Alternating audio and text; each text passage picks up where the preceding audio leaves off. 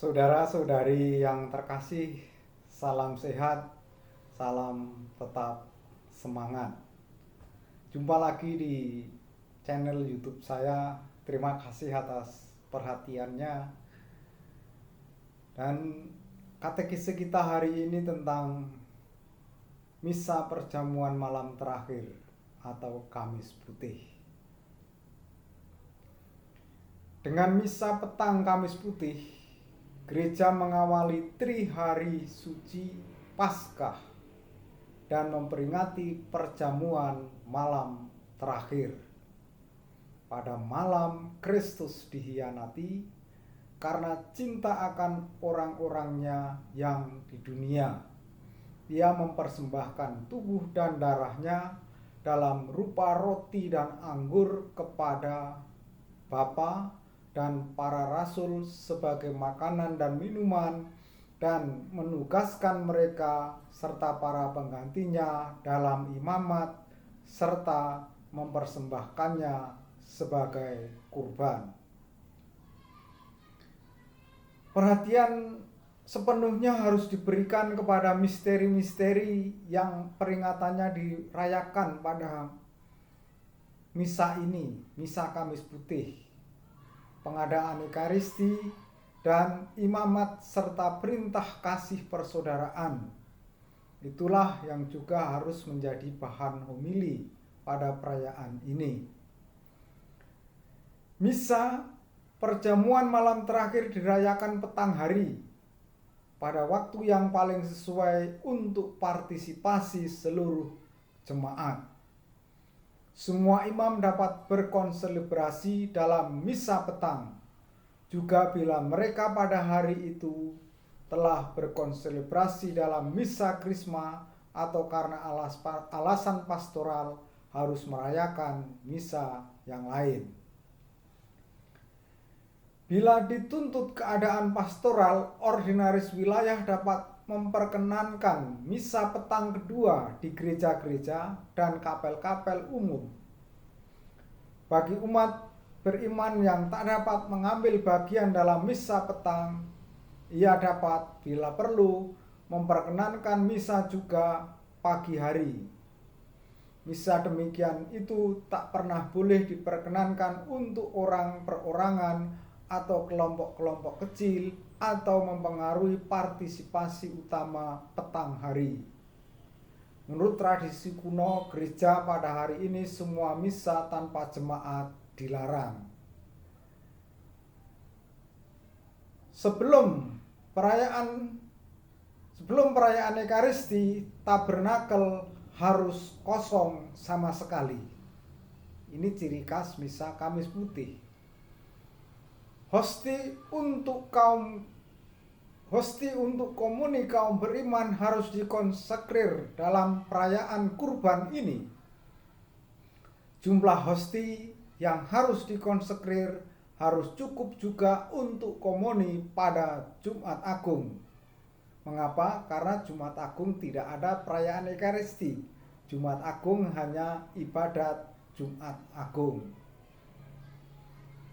Untuk menyimpan sakramen Maha Kudus harus dipersiapkan kapel atau tempat yang pantas, yang mengundang untuk doa dan meditasi.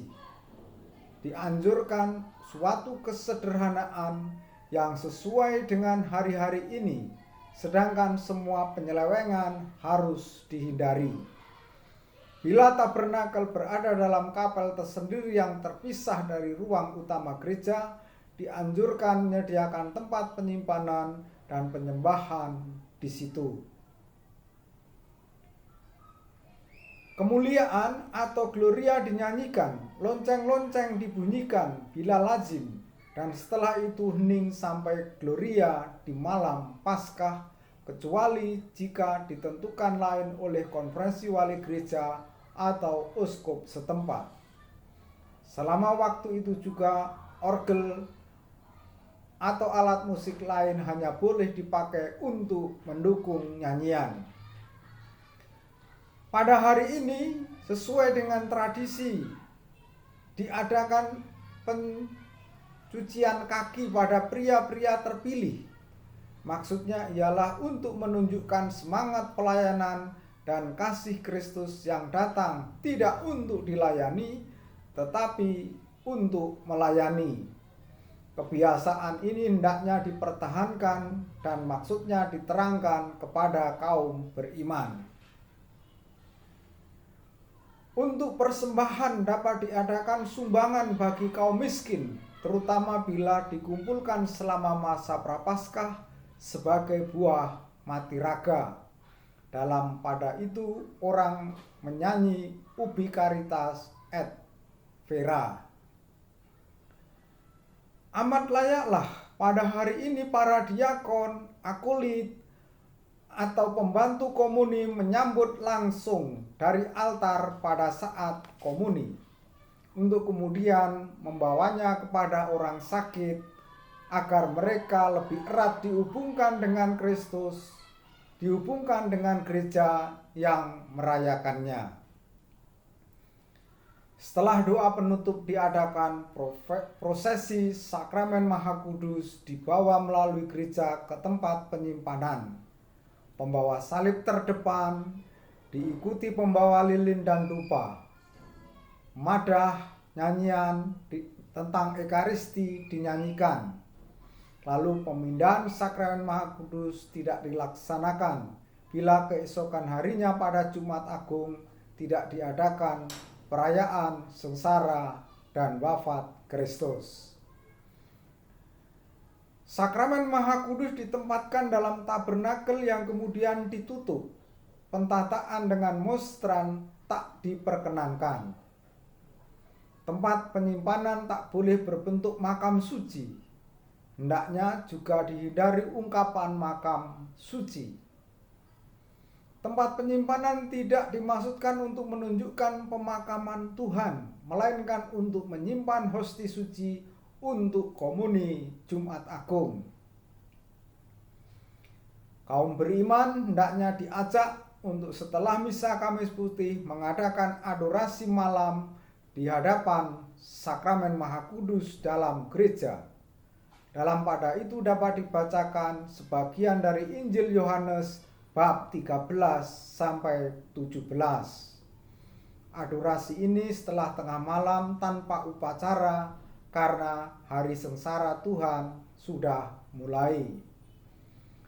Setelah misa altar ditutup, salib-salib bila mungkin diselubungi dengan kain merah atau ungu, bila tidak sudah terjadi Sabtu sebelum Minggu Prapaskah kelima. Di depan gambar para kudus tidak boleh dinyalakan lilin. Bapak Ibu umat Allah yang terkasih, demikianlah pedoman tentang persiapan Paskah dan perayaannya ketika tidak terjadi pandemi COVID-19.